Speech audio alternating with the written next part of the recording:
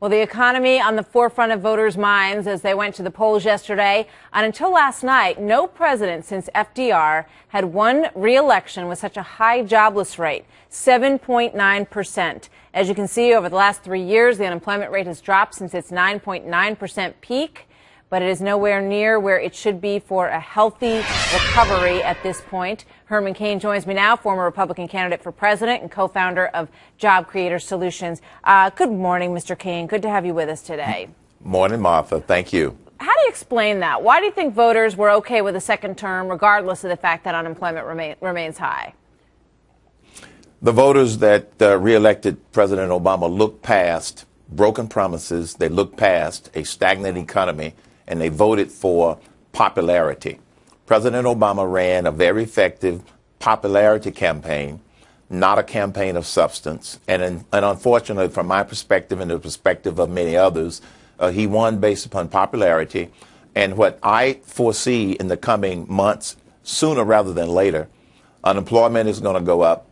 The number of business closures are going to increase. I've heard directly from business people who've told me this.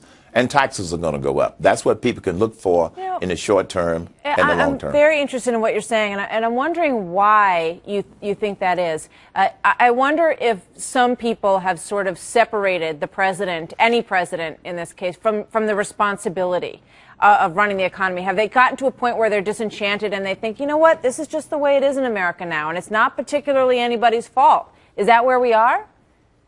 I don't think so.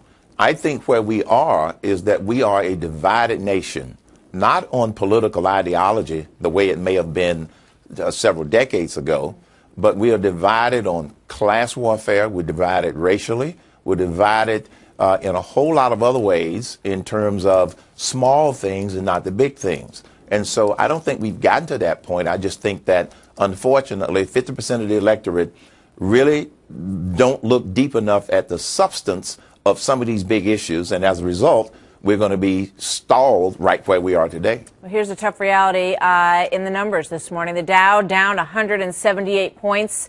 Perhaps some of the sentiment that you mentioned at the top of this segment in terms of the business outlook and the reaction that will be had by a lot of small businesses and a lot of folks who may be thinking about expanding their companies and things along those lines, right, who may rethink those plans, right?